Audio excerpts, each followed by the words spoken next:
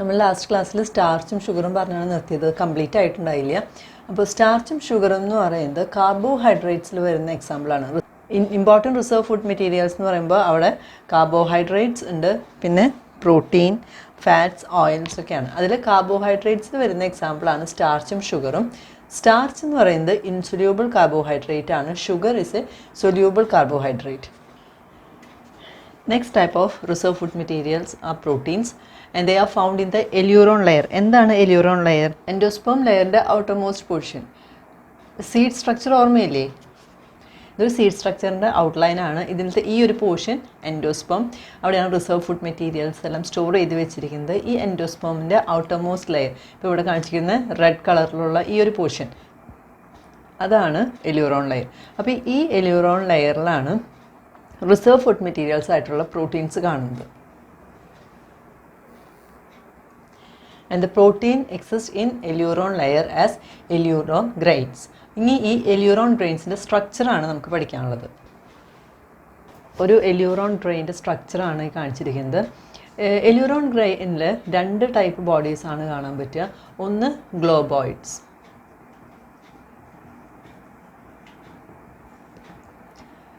അടുത്തത് ക്രിസ്റ്റലോയിഡ്സ്.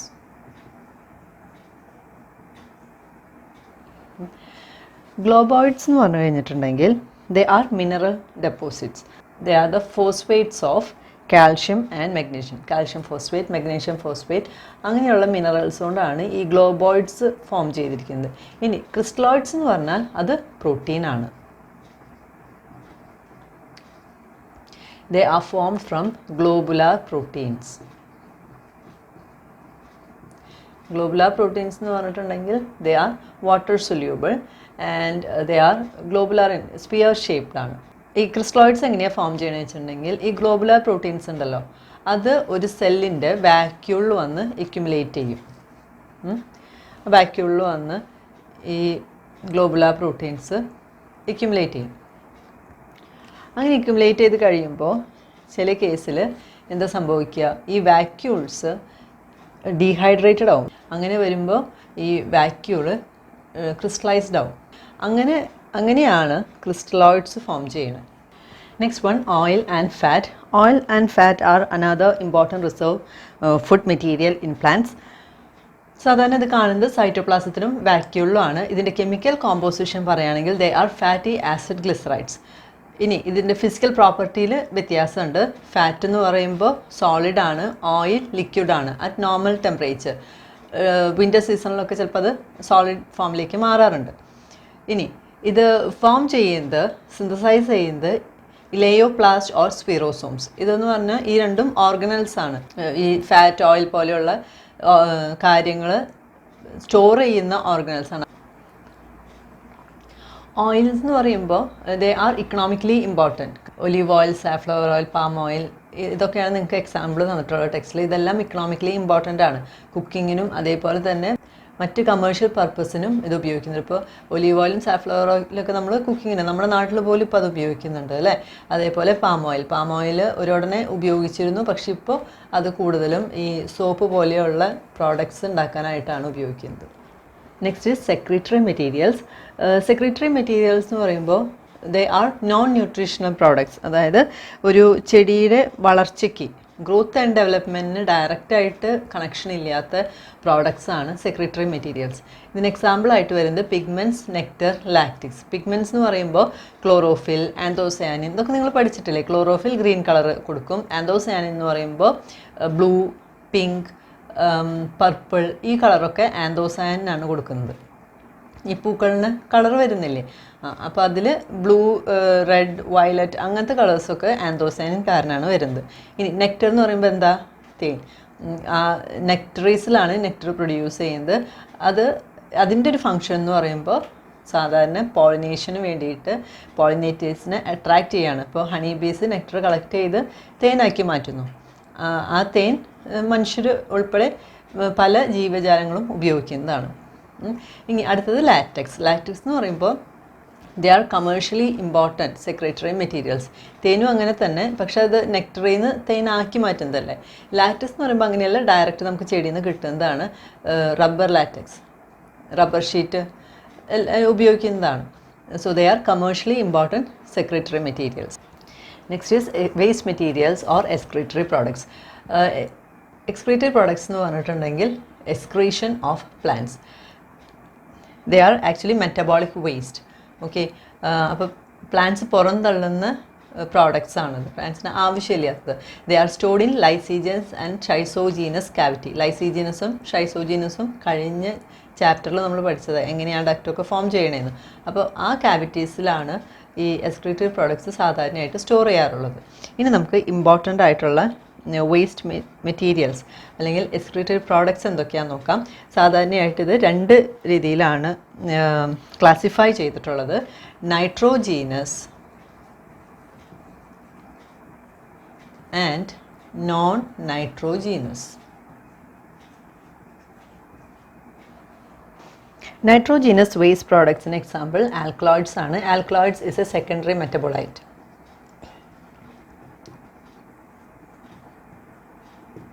Excretory products എന്ന് പറയുന്നത് ഒരുവിധം എല്ലാം സെക്കൻഡറി മെറ്റബോളൈറ്റ്സ് ആണ്. അതിലൊന്നാണ് alkaloids. They are nitrogen containing compounds. ഇനി ഇതിൻ്റെ ഇമ്പോർട്ടൻറ്റ് ഫങ്ഷൻ എന്ന് പറഞ്ഞിട്ടുണ്ടെങ്കിൽ പ്ലാന്റ്സിനാണെങ്കിൽ അത് ഡിഫെൻസ് അഗെയിൻസ്റ്റ് ഹെർബിവോർസ്. ചെടികളെ ഭക്ഷിക്കുന്ന മൃഗങ്ങളിൽ നിന്ന് ചെടിയെ സംരക്ഷിക്കുക എന്നുള്ളതാണ് ആൽക്കലോയിഡ്സിന് ഉള്ള ഒരു ഫങ്ഷൻ. ഇനി അത് എങ്ങനെയാണ് ഹ്യൂമൻ ബീയിങ്സിന് ഇമ്പോർട്ടൻ്റ് ആവുന്നത്? Because they are of high medicinal value.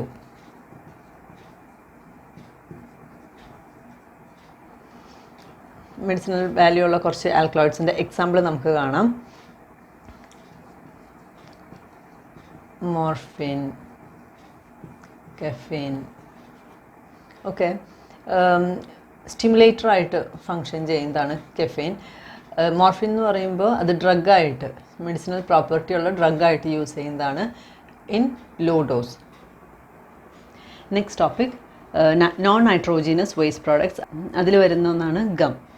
Gum എന്ന് പറയുന്നത് ഇതേപോലെ നമുക്ക് ഈ ചില ചെടികളിൽ ഈ മരത്തിലൊക്കെ ഇങ്ങനെ ചെറിയ പശ പോലെ അല്ലെങ്കിൽ ഒരു യെല്ലോയിഷ് ഓറഞ്ച് ഗോൾഡൻ ബ്രൗൺ കളറിലൊക്കെ ഇങ്ങനെ പുറത്തേക്ക് വന്ന് നിൽക്കുന്നുണ്ടാവും. തൊടുമ്പോൾ ചെറിയൊരു ഒട്ടലുണ്ടാവും.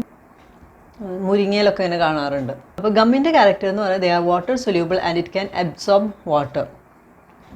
An important source of gum is Acacia arabica.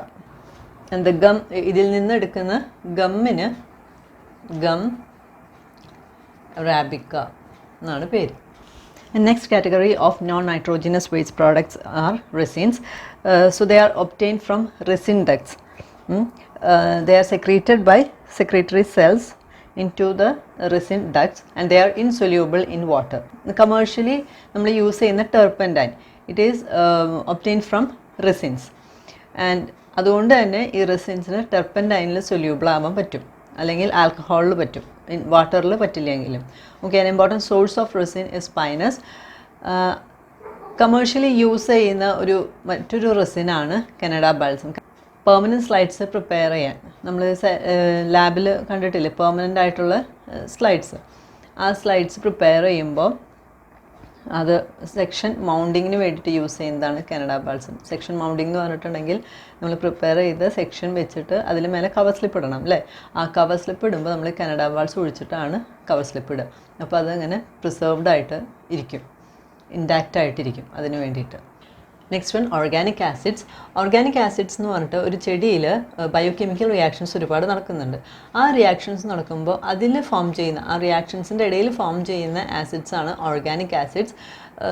ഒരു ചെടിയിലും അതിന് സ്പെസിഫിക് ആയിട്ടുള്ള ഓർഗാനിക് ആസിഡ്സ് ഉണ്ടാവും. For example citric acid. Citric acid കാണുന്നത് ലെമണിലാണ്. മാലിക് ആസിഡ് ആണെങ്കിൽ ആപ്പിളിലാണ് കാണുന്നത്. ടാർട്ടാറിക് ആസിഡ് ഗ്രേപ്പ് ജ്യൂസിലാണ് കാണുന്നത്. Essential oils are the next category. They are also secondary metabolites. They are species specific. Okay, ഓരോ ചെടിയിലും അതിൻ്റേതായിട്ടുള്ള എസെൻഷ്യൽ ഓയിൽസ് ഉണ്ടാവും. അതാണ് ചില ചെടികൾക്ക് ഇങ്ങനെ നമ്മൾ അതിൻ്റെ ഇലയൊക്കെ പറിക്കുമ്പോൾ ഒരു മണമുണ്ട്. നാരകത്തിൻ്റെ ഇല പറിക്കുമ്പോൾ അതിനൊരു പ്രത്യേക മണമുണ്ട് അല്ലേ. അത്തരം മണങ്ങളൊക്കെ വരുന്നത് ഈ എസെൻഷ്യൽ ഓയിൽസിൻ്റെ പ്രസൻസ് കൊണ്ടാണ്. So example of essential oils includes lemon oil, peppermint oil,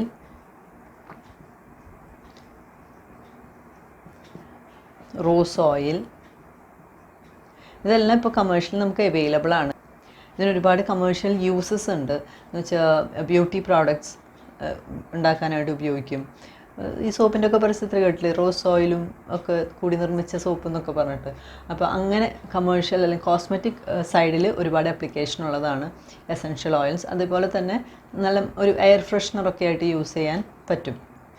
ഈ ലെമൺ ഓയിലൊക്കെ ഒരു എയർ ഫ്രഷ്നറായിട്ട് സാധാരണ യൂസ് ചെയ്യാറുണ്ട്. Next one, tannins. Tannin is also another secondary metabolite.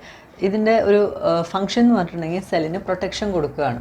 Plant സെല്ലിൽ പ്രൊട്ടക്ഷൻ കൊടുക്കുക from microbe attack or from herbivores attack, അതിൽ നിന്നൊക്കെ protection കൊടുക്കലാണ് ടാനിന് function. And they have bitter taste. ഇപ്പോൾ ചായയിലയിൽ ടീ ലീവ്സിൽ ടാനിൻസ് ഉണ്ട്, അതുകൊണ്ട് കടുപ്പം കൂടിയുണ്ടെങ്കിൽ കയ്ക്കും. ചായക്ക് കടുപ്പം കൂടിയ കക്കിയില്ലേ, അപ്പോൾ അത് ടാനിൻസിൻ്റെ പ്രസൻസ് കൊണ്ടാണ്. And they are also used in some medicinal പ്രോപ്പർട്ടീസും ടാനിൻസിനുണ്ട്.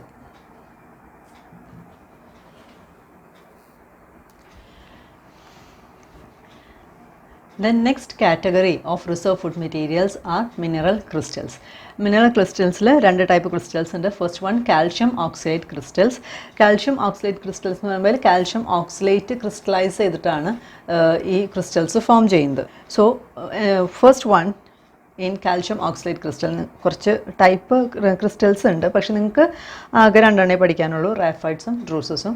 അതിൽ ഫസ്റ്റ് വൺ റാഫൈഡ്സ്. റാഫൈഡ്സ് എന്ന് പറഞ്ഞാൽ ഒരു സെല്ലിൻ്റെ ഉള്ളിൽ ഇതേപോലെ നീഡിൽ പോലെ ഇങ്ങനെ കാണുക, ഇങ്ങനെ നീണ്ടിട്ട് ക്രിസ്റ്റൽ, നീഡിൽ ലൈക്ക് ക്രിസ്റ്റൽസ് ആയിട്ടാണ് റാഫൈഡ്സ് കാണുന്നത്. റാഫൈഡ്സ് എപ്പോഴും ഒരു ബണ്ടിലായിട്ടാണ് കാണുക. ഇത് ഓരോന്നും ഓരോ റാഫൈഡ്സ് ആണ്, പക്ഷെ നമുക്ക് സെല്ലിൽ ഒരു ബണ്ടിലായിട്ടാണ് കാണുക. അത്തരം ബണ്ടിൽസിനെ പറയുന്ന പേര് റാഫൈഡ് ബണ്ടിൽ എന്നാണ്. Okay, and the cells in which raphides are present, they are known as raphide sac or idioblast.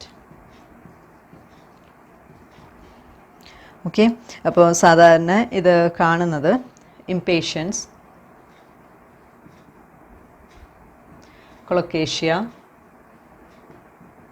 തുടങ്ങിയ ചെടികളിലാണ്. So druses are also calcium oxalate crystals. Calcium oxide crystals ആണ്. ഇനി റാഫൈഡ്സിൽ നിന്ന് ഇതിനുള്ള വ്യത്യാസം എന്ന് പറഞ്ഞിട്ടുണ്ടെങ്കിൽ ഇതിൽ ക്രിസ്റ്റൽസിന് പ്രിസം ഷേപ്പാണ്. ഈ പ്രിസം ഷേപ്പിലുള്ള ക്രിസ്റ്റൽസ് എഗ്രിഗേറ്റ് ചെയ്തിട്ട് ഒരു സ്ഫിയർ ഷേപ്പ് ഫോം ചെയ്യും മൊത്തത്തിൽ. റാഫൈഡ്സ് നമ്മൾ ബണ്ടിലായിട്ട് കണ്ടില്ലേ, അതേപോലെ ഈ പ്രിസം ഷേപ്പിലുള്ള ക്രിസ്റ്റൽസ് ഇങ്ങനെ എഗ്രിഗേറ്റ് ചെയ്യും, എന്നിട്ട് അതൊരു സ്പെരിക്കൽ ഷേപ്പിലേക്കായിട്ട് മാറും. സാധാരണ അത് ലീഫ് സെൽസിലാണ് കാണുക. ലീഫ് സെക്ഷൻ എടുക്കുമ്പോഴാണ് നമുക്ക് ഡ്രൂസസ് കാണാൻ പറ്റുക. Example of the plants which have druses in them are Datura and Ruta. And next category of crystals are calcium carbonate crystals. Calcium carbonate crystals. So calcium carbonate crystal എന്ന് പറയുമ്പോൾ ഇതിൻ്റെ ഒരു chemical composition എന്ന് പറയുന്നത് calcium carbonate plus cellulose. Cellulose ഈ calcium കാർബണേറ്റിൽ embedded ആയിട്ടാണ് കാണാൻ സാധിക്കുക. ഈ ക്രിസ്റ്റൽസിന് സെല്ലിലുള്ള സെൽ വാളിൻ്റെ ഒരു ഇൻഗ്രോത്ത് ഉണ്ട്, സിസ്റ്റോലിത്ത് എന്ന് പറയും. ഇതെല്ലാം നമുക്ക് പെർമനൻറ്റ് സ്ലൈഡ്സ് കാണാം കേട്ടോ. ഈ സിസ്റ്റോലിത്തിൻ്റെ പാർട്ടായിട്ടാണ് ഈ കാൽഷ്യം കാർബണേറ്റ് ക്രിസ്റ്റൽസ് നമുക്ക് കാണാൻ സാധിക്കുക. ഇതിന് ഷേപ്പ്, അങ്ങനെ ഒരു പെർട്ടിക്കുലർ ഷേപ്പില്ല. ചിലപ്പോൾ ഒരു സെല്ല് കംപ്ലീറ്റ് ആയിട്ട് ഈ കാൽഷ്യം കാർബണേറ്റ് ക്രിസ്റ്റൽസ് ഫില്ല് ചെയ്തിട്ടുണ്ടാവാം. അതല്ലാന്നുണ്ടെങ്കിൽ എന്തെങ്കിലും ഷേപ്പിലായിട്ട് കാണാം, പക്ഷേ അതിനൊരു കൃത്യം ഒരു ഷേപ്പ് പറയാൻ പറ്റില്ല. ഇപ്പോൾ റാഫൈഡിനും ഡ്രൂസസിനൊക്കെ നമ്മളൊരു ഷേപ്പ് പറഞ്ഞു, അതേപോലെ കാൽഷ്യം കാർബണേറ്റ് ക്രിസ്റ്റൽസിന് പറയാൻ പറ്റില്ല. And the cells in which these crystals can be found are known as lithocyst.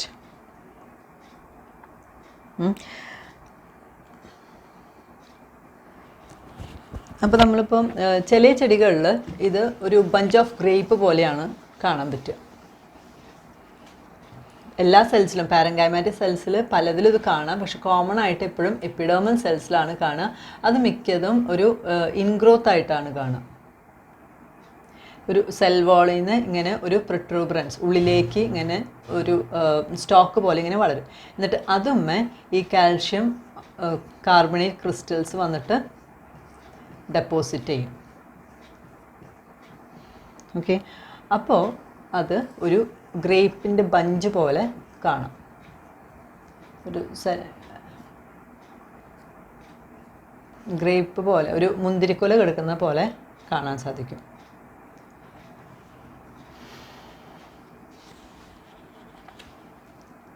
An example of a plant with calcium carbonate crystal is ficus. അങ്ങനെ നമ്മുടെ non living inclusions of cell എന്നുള്ള chapter complete ആയി. ഞാൻ പറഞ്ഞില്ലേ, ഇത് വളരെ സിമ്പിളായിട്ടൊരു ചാപ്റ്ററാണ്. നിങ്ങൾ റെഗുലറായിട്ട് ക്ലാസ്സിൽ വരുന്ന ടൈമായിരുന്നു എന്നുണ്ടെങ്കിൽ ഇത് സെമിനാറായിട്ട് തരുന്ന പോർഷനാണ്, നിങ്ങൾക്ക് എടുക്കാവുന്നതേ ഉള്ളൂ. അത്രയും സിമ്പിളാണ്. ഇവിടെ പ്രത്യേകിച്ച് ഒന്നും അങ്ങനെ എക്സ്പ്ലെയിൻ ചെയ്യാനില്ല. എളുപ്പമാണ് പഠിക്കാൻ. അപ്പോൾ പഠിക്കൂ കേട്ടോ. Thank you.